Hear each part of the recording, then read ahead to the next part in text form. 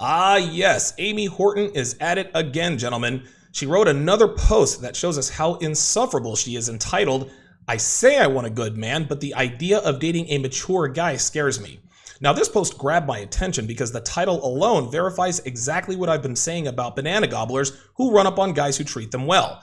And that is, the better you treat a banana gobbler, the worse she'll treat you. Why is this, Donovan? This confuses me.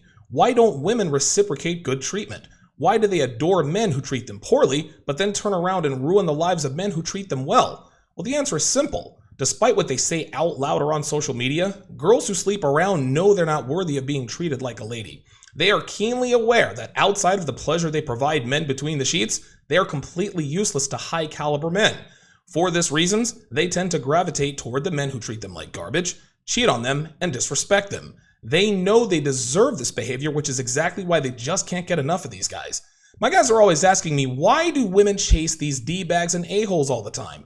Why are these girls so loyal to guys who treat them so badly? Now, before I discuss this any further, let me remind you that Womanese Volume 2 will be released on July 31st. Understanding what women are really saying and what their true intentions are is critical to any man looking to avoid disaster with women. 99% of men who fail with women have no idea how to translate a woman's covert communications.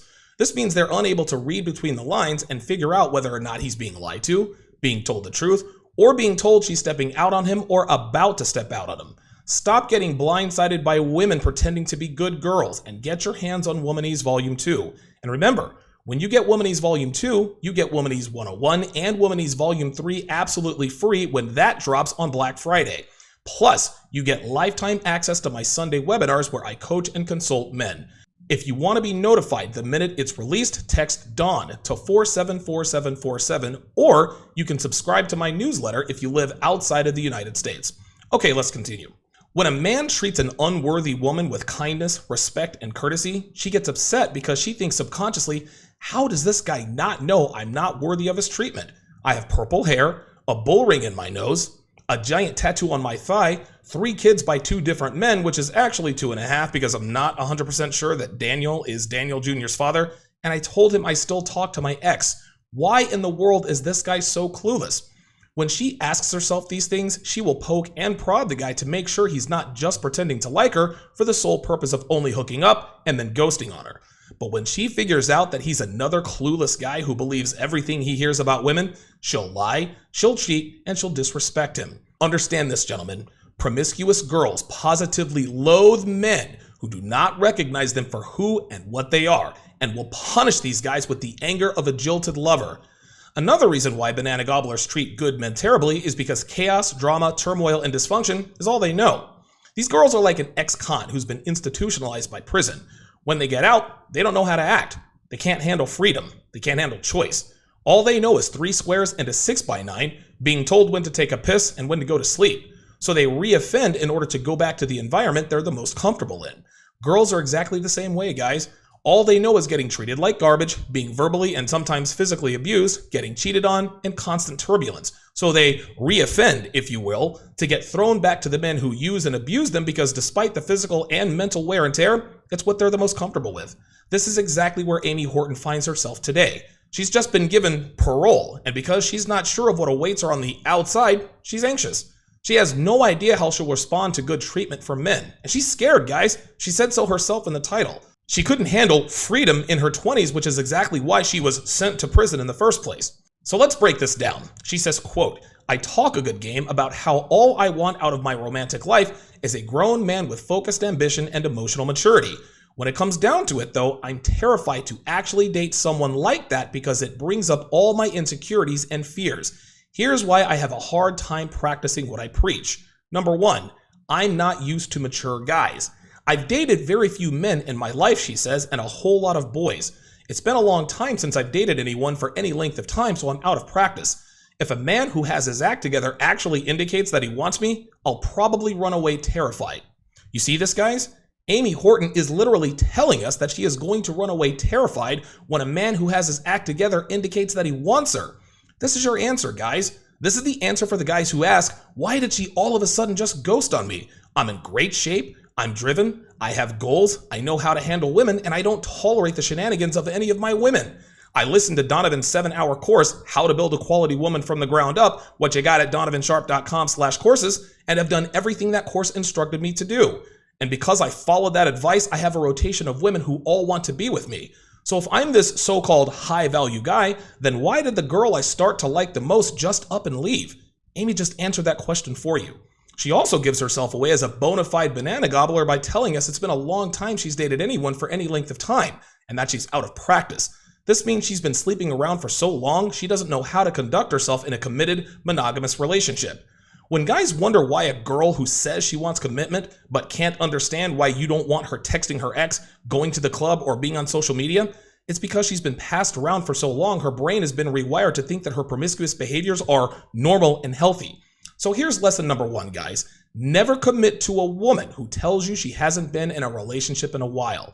Now the reasons are obvious, and I discussed this at length in Womanese 101. Reason number 1, if she hasn't been in a relationship in a while, she has exponentially increased her body count during that time. The second reason is that her relationship mentality has atrophied, meaning it will be very difficult, if not impossible, to rid her of the behaviors that kept her on the bed hopping spree for so long. Gentlemen, do not waste your time with girls like this. Use them for bedroom fun, then throw them back to the next guy when you're tired of her. Number 2, I don't like feeling out of control. She continues, as much as I detest dating immature dudes, there's obviously something there that appeals to me subconsciously. I think that I have a need to feel like I'm in charge of romantic situations. It dates back to my childhood issues, I guess. I want to keep the upper hand. This makes absolutely zero sense. But before I tell you why, let's take a minute here to translate some of the language Miss Horton is using here. Because she's using words and descriptions that are purposely misleading, which indirectly dilutes what's really happening here. She just said immature dudes. And earlier she said mature guy, which is obviously the opposite. She also used the word boys and men to describe immature dudes and mature guys. She wants us to believe that she means she's been dating younger guys who are immature and don't know any better, as opposed to older men who have themselves together. But the difference between the two isn't age or maturity level. Oh no, the difference is bad boys versus high caliber men. That's it. Like most women, Amy jumped into bed with the bad boys in her 20s and shunned the men who were good to her. Now, she did give a few men the old college try, as she told us earlier when she said she's dated very few men. But because she was following Sheryl Sandberg's advice on how to date, she put these guys on ice so she could continue having fun with boys. So when Miss Horton says boys or immature guys or dudes, she's talking about the bad boys, the guys with tattoos who treated her like garbage and passed her around. When she says mature men or just uses the word men, she's talking about the guy who she now realizes had their act together when she passed them up in her party years. So getting back to number 2 here, she says that even though she detests dating the bad boys, which is sleeping with bad boys, because remember, she said she hadn't dated anyone for any length of time for a while, she admits that something draws her to these guys. But she says that being in control is what keeps her coming back, so she's either ignorant or she's lying. Girls hate being in control, guys. They think they want to because feminism tells them to be control freaks, and they want all the accolades that come with being in charge and being a leader. But women aren't equipped for leadership, nor can they handle being in control. Amy was never in control with the bad boys, and neither was any other woman, which is one of the main reasons why girls can't get enough of these guys. No, they certainly don't like not being in control, but they are turned on by the men who are in control. Your woman's not going to like a lot of the things you say and do to keep her in line, but trust me when I tell you, she respects him. The bad boys, they weren't afraid to piss Amy off. She couldn't control them with sex, and she was unable to manipulate them. She couldn't control these guys, and that's why she stuck around. But what she doesn't know is that she'll never have the upper hand with high-value men. She has no idea that any man she feels like she can control and have the upper hand with is a man she will never be able to respect, and she'll be right back to square one when she cheats on them with Dave, the unemployed garage band guitar player who may or may not have an outstanding warrant because he owes back child support to 5 different women. I have, she says, an unhealthy familiarity with dating bad boys. She continues, it might not be a good thing, but it's what I know. I understand emotionally stunted and immature men, and something in me wants to take care of them. A friend of mine once told me that I have a savior complex, and she's not wrong. I know that it's not my responsibility to fix guys, but old habits die hard. This is a typical flaw in female nature, especially now because women sleep around as a matter of habit.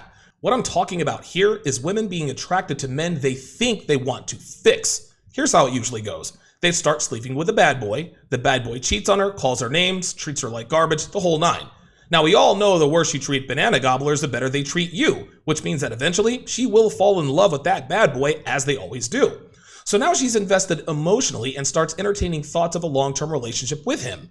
And because today's women want beta behavior from alpha males, they try to change or fix him so they can satisfy both sides of their dualistic dating strategy, also known as good genes, good dad. But what women don't understand is that if they're successful in taming the wild stallion, she will lose that visceral attraction to him because number one, he's not the same person as he was when he met her. And number two, she realizes she can control him. And women are not turned on by men they can control. This is a paradox that so many women find themselves in all the time.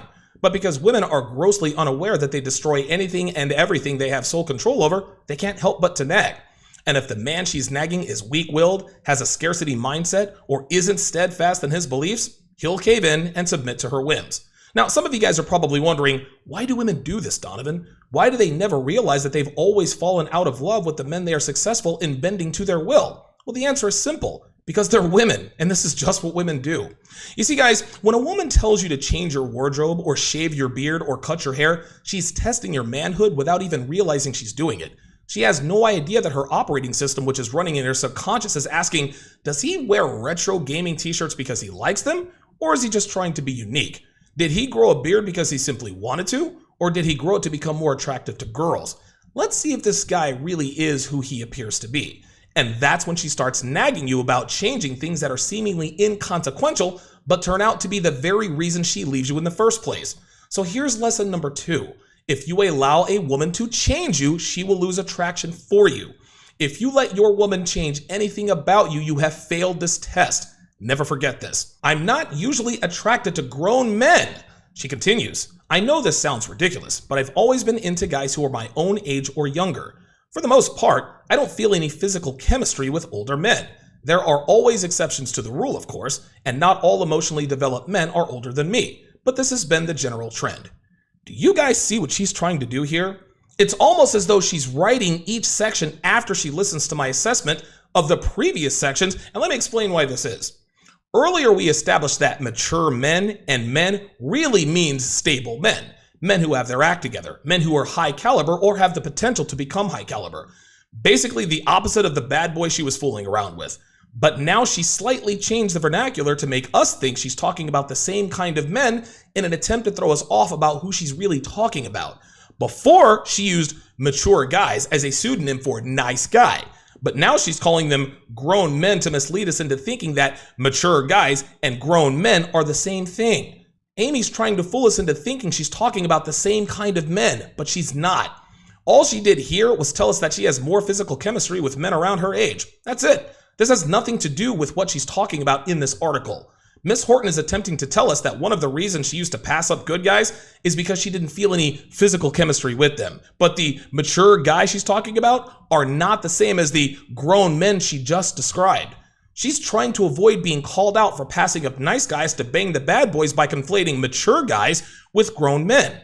She's doing this so she can say, well, I didn't pass up on nice guys for the bad boys. There were just some men I didn't have physical chemistry with, and that's why things didn't work out. I was totally looking for a long-term relationship when I was 23, but if I'm not physically attracted to them, it's not my fault. These grown men she's talking about here in number 5 are neither mature nor immature men she's talking about. They are a separate group of men she's trying to group in with the good guys so that she can claim she gobbled bananas for noble and just reasons. Nice try, Amy. I have a hard time being vulnerable, she says. She continues. I'm very honest, yes, but I'm emotionally closed off. There is a definite distinction between the two. There are certain places that I simply don't or can't go with most people. When I'm confronted with a man who is open with his feelings, it freaks me out. I love how women just can't help but tell on themselves, even when they try not to. And I always tell you guys, be patient. She's going to tell you the truth, but if you pay attention and just wait, eventually she will reveal the whole truth.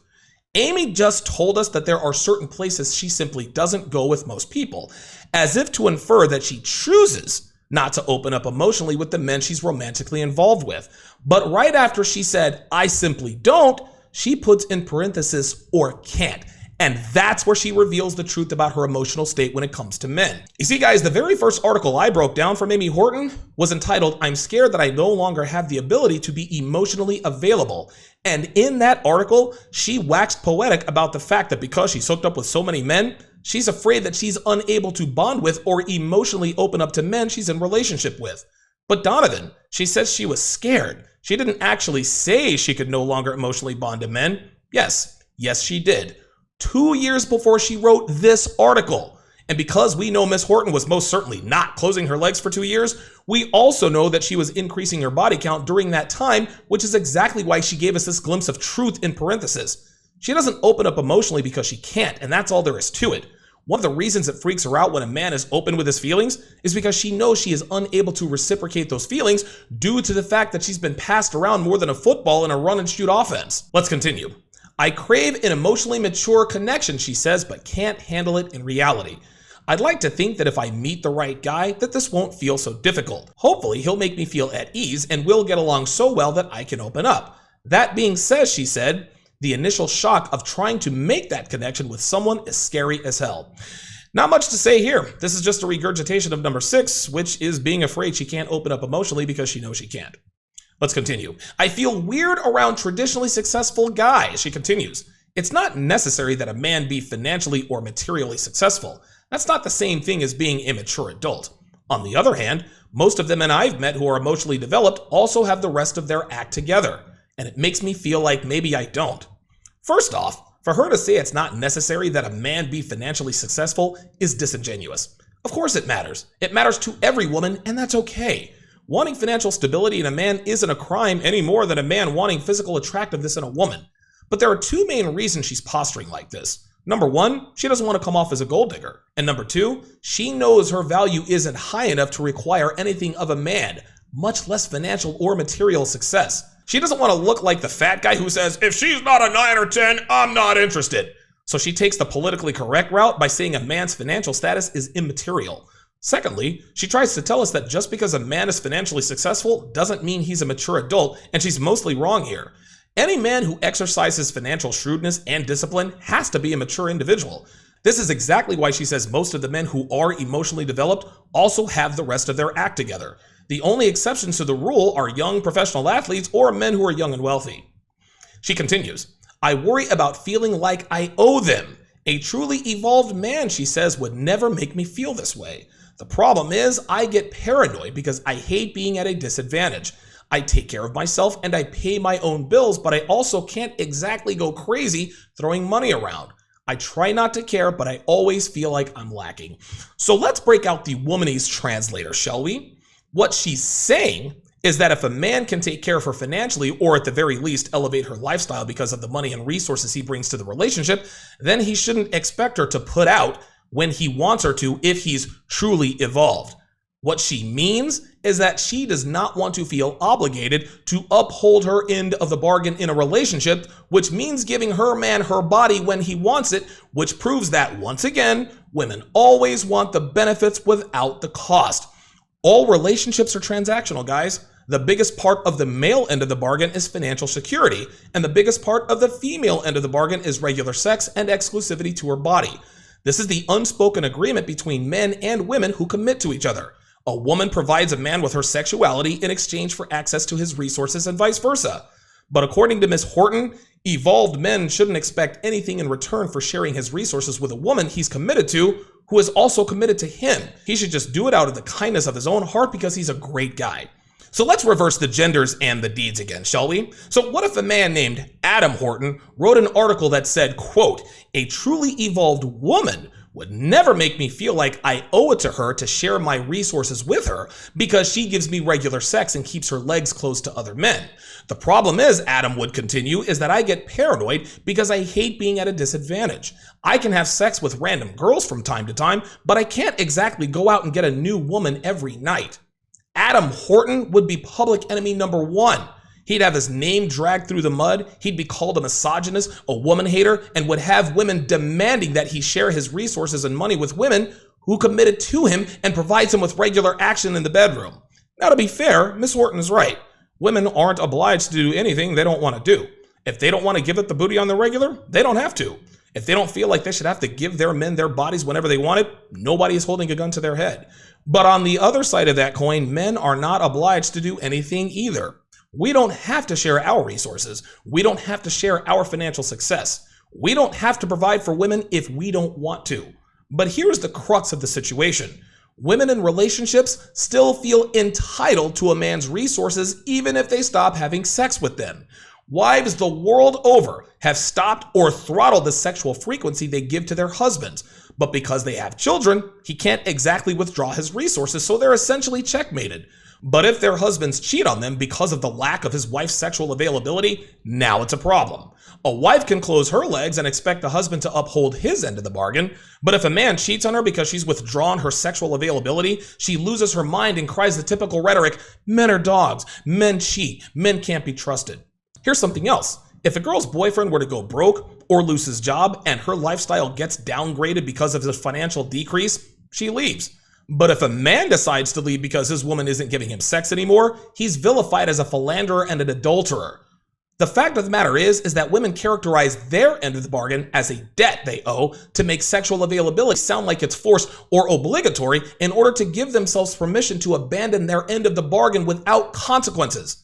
They feel like they have a right to enjoy a man's resources even if they stop giving men their bodies, but then turn around and demonize men if they withdraw their money and resources or find another woman because his woman gains weight or stops putting out. So no, women don't have to do anything they don't want to do. But guess what, ladies? Neither do we. She continues, I'm not interested in a standard lifestyle. Again, she says there are exceptions to the rule, but most mature men that I meet are pretty stable in their lives. They have good jobs and they want a steady relationship, and usually a home and a family and all the trappings. That just isn't me, but I don't want to end up with an irresponsible bum either. You know, a lot of women these days say they don't want to have kids or start a family. This isn't necessarily a bad thing. I've always said that just because you can doesn't mean you should, and that includes having children. Every man can be a father, but some just aren't cut out to be a dad. It's the same with women. Any female can become a mother, but not all of them are cut out to be moms. So Amy is just telling us that she doesn't want kids or a family. That's not alarming. Now, to her credit, at least she's being completely honest. She doesn't appear to regularly mislead men into believing she wants kids, then pull a bait and switch.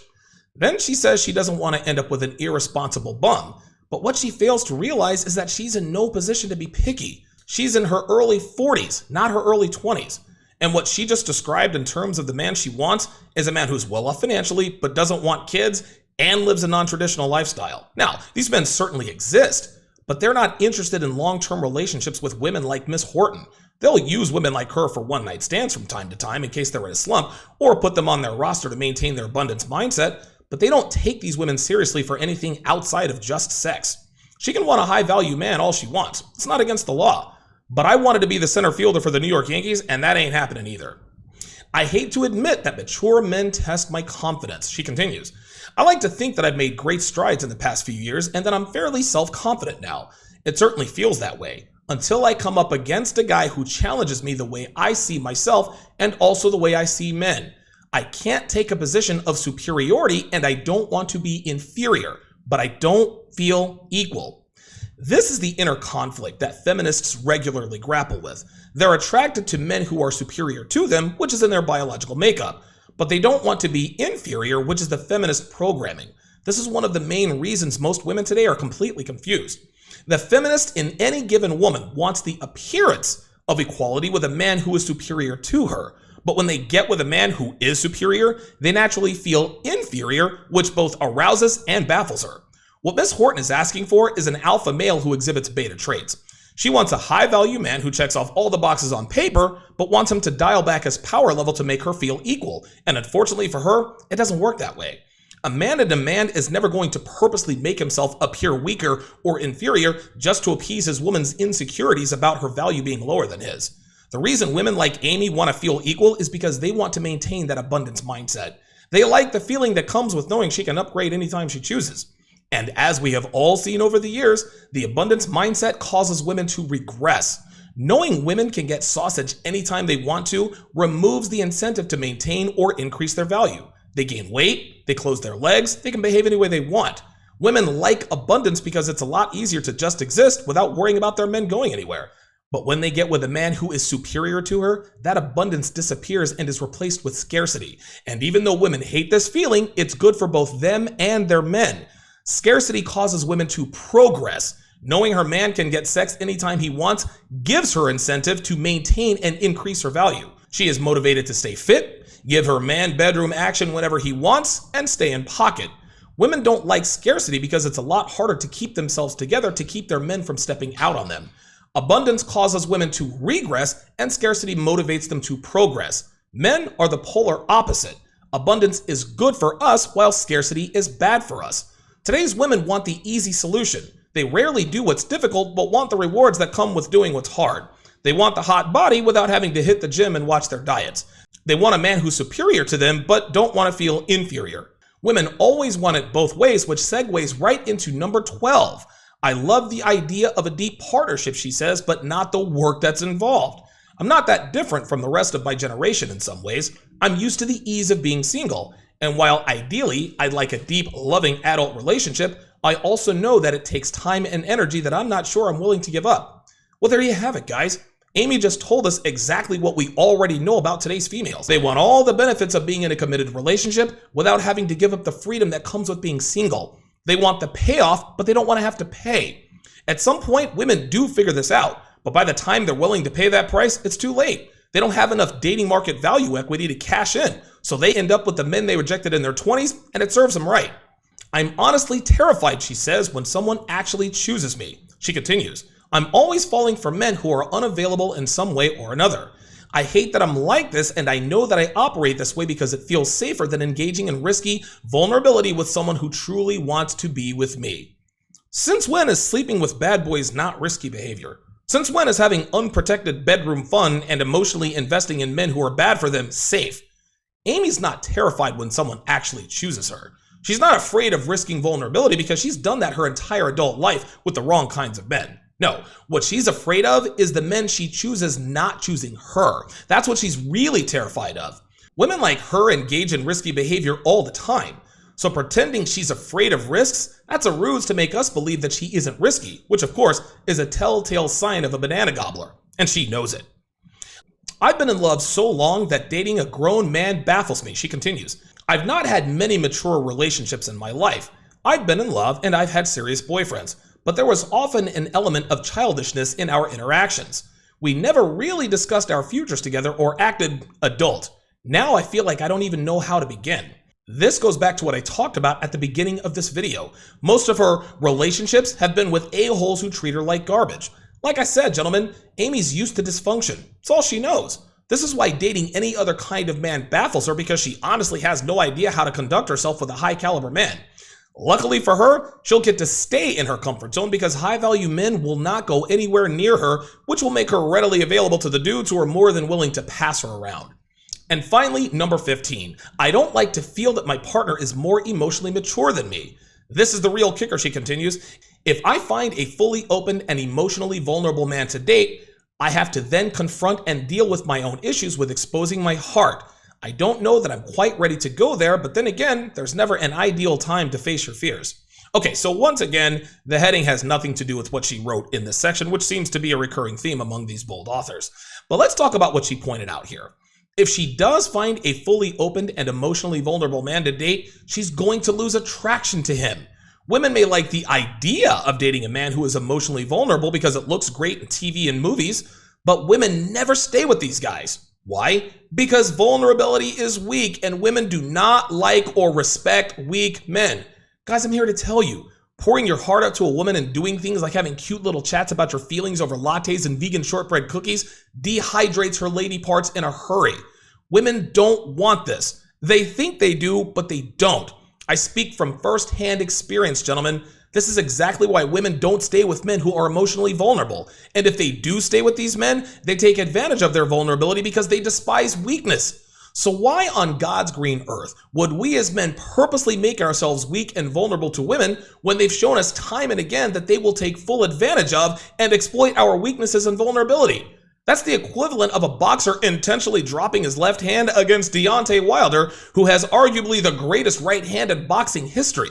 What sense does that make? At the end of the day, women like Amy are scared to date mature men because number one, they know they're not turned on by them and don't want to end up with them. And number two, if they do run up on a guy who's worth a damn, they know he's not going to commit to her long term. And women simply do not handle rejection that well at all. Ask Robin Korth. All this fear is ego. Amy doesn't want her ego bruised when a man of value tells her, thanks, but no thanks. I'm not looking for anything serious right now, when she angles for a relationship with a man she actually respects and loves. But then finds out days later he's on a weekend getaway with the hot 21-year-old virgin who never met a recipe she didn't like, doesn't believe in putting a lock on her phone, and actually admits she likes doing things to make her man happy. She is even more baffled as to why she can't find this girl anywhere on social media. So guys, do you think women are actually starting to wise up about the way they date? Or do you think they'll just double down like Miss Horton has? And ladies, are you going to start looking at Amy Horton as a cautionary tale and heed the indirect warnings of her train wreck of a life? Or will you continue to hail her as a hero? Let me know in the comments. And for less than the price of a soy latte, you can watch my daily live stream Tuesday through Saturday afternoons. Right now, you're getting caffeine-free Diet Donovan. But on Patreon, you get the loaded with sugar and caffeine Donovan that keeps you up all night if you finish the can. To get my raw, unfiltered, not safe for YouTube content, go to patreon.com/Donovan Sharpe. The link is in the description.